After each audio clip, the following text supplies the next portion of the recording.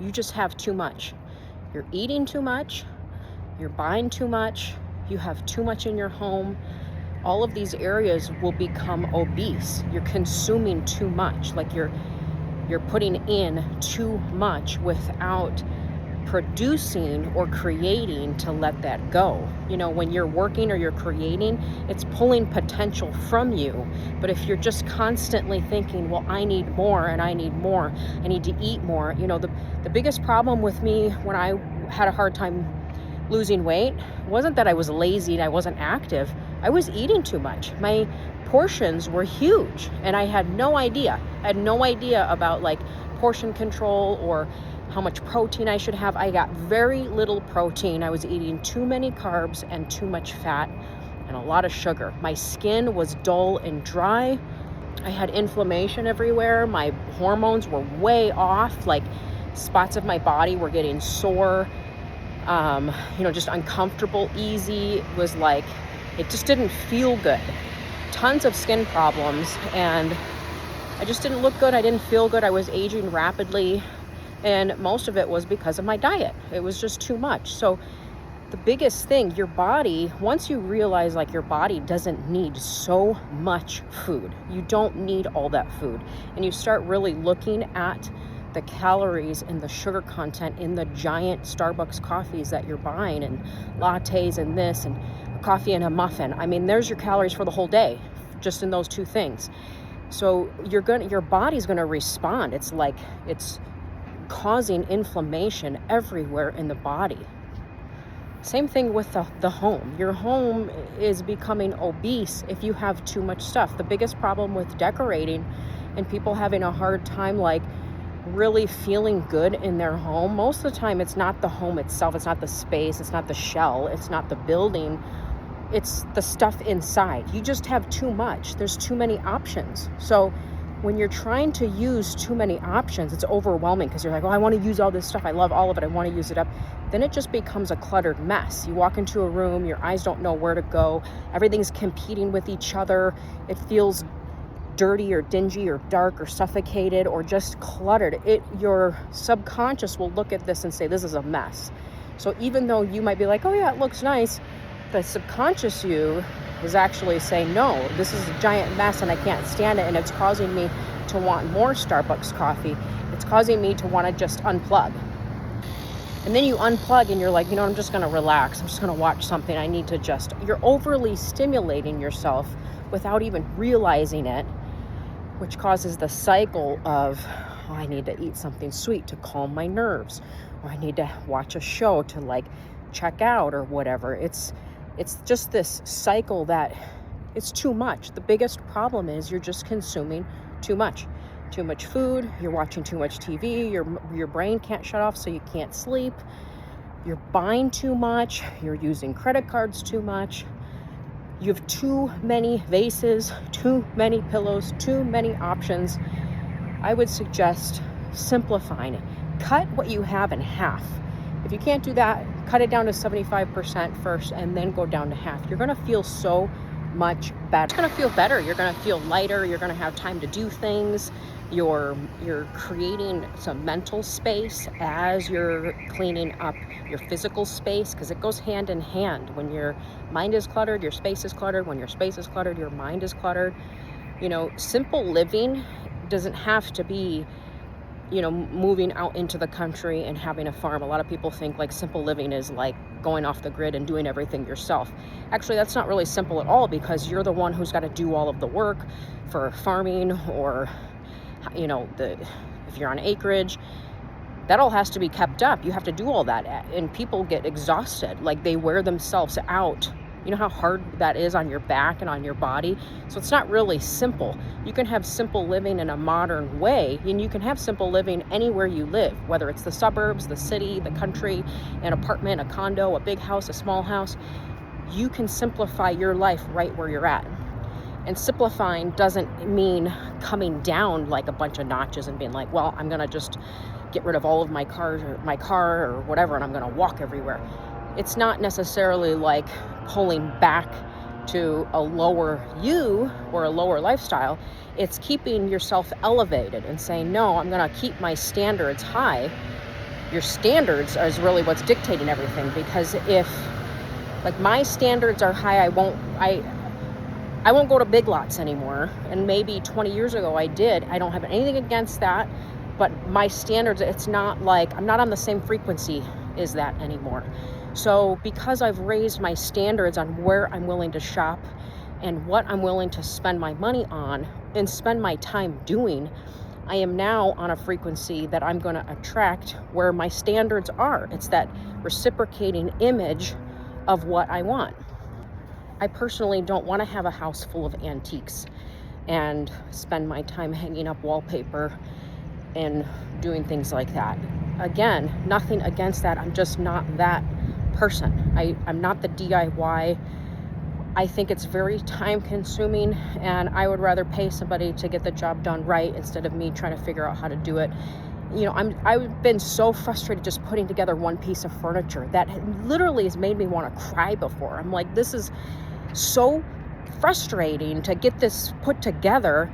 Why didn't I just pay $100 to have somebody do it for me? But instead it took me 3 hours, and then it wasn't even done right. And I had to, it's the same thing with trying to hang up a gallery wall or something, putting a bunch of holes in. Just pay somebody to do it right, to hang up your drapes instead of you trying to do it all. Now, if you're good at that, that's different, but I'm not.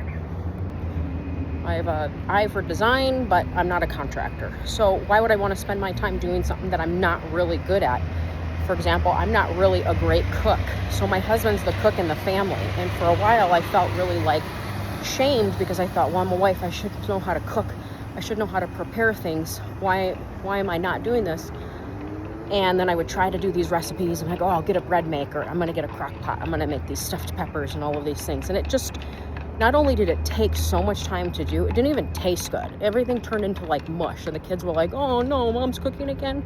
They were all disappointed. And now I've gotten a little bit better and I could do certain things. So I just do what I'm good at. And it's just something that I wasn't never really good at. So why would I want to spend my life doing something I'm not good at and then feeling like, oh, I failed because I wasn't even good at it anyways? Lean into where your gifts are, and then don't be afraid to seek out help for the people who know. When I was started, I thought I need to just get in shape. I need to know what to do. I hired a trainer to do that because I wanted to know, what am I doing wrong? And the biggest thing that he pointed out was, number one, I had to get my hormones checked. But the biggest thing was the food. It was the intake. It was the amount. I thought after 2 weeks of training and on a meal plan, I realized, wow, I was just eating a ton. He's like, yeah, you were over consuming. Now, once you build muscle and you've got a kind of a rhythm going, then you can add in, a little bit more fats. But for the time that you want to lean up, portion control, making sure you have enough protein and you're not overeating is really key. And man, I was just overeating and I didn't know it. So, pay an expert to do those things for you. Pay somebody to get it done and save the time if you're not good at it. Again, some people like to spend their life doing DIY and housework and all that stuff. To me, I'll paint and do small things, but I really want to spend my time cultivating a life, not trading it for a house or trading it to work on something that's eventually going to wither away or you're going to move out of. And then all that work you did on the house, someone else gets to enjoy because you sold it. You take the money and you go in another house or whatever. But anyways, just different ways of living. What I'm talking about is a simplified modern lifestyle you can have anywhere. And it all starts with just simplifying your life exactly where you're at. I would suggest starting with a purge.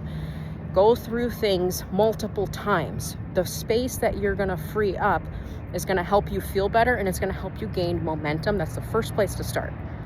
Once you have some momentum going and you've got some space cleared, you're going to feel like you're in control and you're not out of control. Like, you're not going to feel all chaotic, like, oh, I just can't stand to be in this room, this closet. I don't know where to start. There's too much. Again, that goes back to the problem. You just have too much. It's too much. So you have to start somewhere. Start in a closet or start in a room and get the stuff out of the house. Put it in the car so it's ready to get out. Don't pile it up in another room so you can walk by it and see it every day. Put it in the car and drop it off right away. Find a place that could really use your donations and drop it off, or bless a family in need, or split it up between people that you might know are just starting out and they need some housewares or some clothes, families, kids, whatever. And then do that as many times until you start feeling like, okay, I can breathe. This feels good. I'm making some progress. The progress and the liberation that you're going to feel, that feeling of, oh, I can finally breathe, like this feels good, is going to give you the momentum that you need to do the next thing and the next thing. But be willing to take an honest look. If you're using credit cards, why don't you take a look at the interest that you're paying on those credit cards and then see if it's worth it. Because I had to do that. I had a Container Store credit card and it was variable interest, so it went up to like 32% or whatever. So here I am racking it up, I don't know, $2-3 grand used at the Container Store over a couple years. Then I tack on all the interest for organizers and containers to store the stuff. So not only did I have tons of stuff, I had to buy money or buy containers and organizers to store all that stuff, and then a label maker to label them all. And then I felt like, oh yeah, I'm so organized, like I'm winning somehow. I'm winning in life because all of my stuff is organized. Meanwhile, I'm charging it on a Container Store card that went up to 32%. So my minimum payment of $70, now 50 of it was going to interest, and it wasn't going anywhere. You see how ridiculous that is? And here we are thinking like, oh, well, this is all my seasonal stuff that I'm storing, so I'm buying these. Now, if you don't use credit cards and you pay cash, it's different, but that was just my experience. So get honest. I had to take a look at what I was actually wasting. And then I got so mad. I got mad at myself. I'm like, man, they're tricking me. Like, I'm sucked into this cycle. What am I doing? Like, I just felt like a fool, like a total idiot. And then that's when I closed them all and cut them up. And yeah, it dropped my credit score, but I didn't even care because I didn't want to go back to that habit or that spending or that lifestyle. So I couldn't give myself a way out. Like, I had to like burn the ship and stop it altogether. And that's what I had to do. So do what you have to do. Don't be afraid to do what you have to do. Don't be afraid to say, well, if I stop spending this interest, I could use that money to hire a trainer to help me feel better or whatever. Like, you're wasting money somewhere. You're doing it somewhere, whether it's eating out or Netflix or all the excessive things to make you feel better or look better or whatever, when really just a simple lifestyle is key. Get some sunshine, eat healthy whole foods, be active, laugh, simplify it to a place where you can handle it, and then add certain things in. Maybe you want to do something fun or whatever, you just add those in, and it becomes so much easier to manage. Life just becomes so much simpler and lighter, like fresher, lighter, easier. Anyways, look at the sky. It's gorgeous. I'm getting sidetracked. I'm gonna go. Thanks for listening.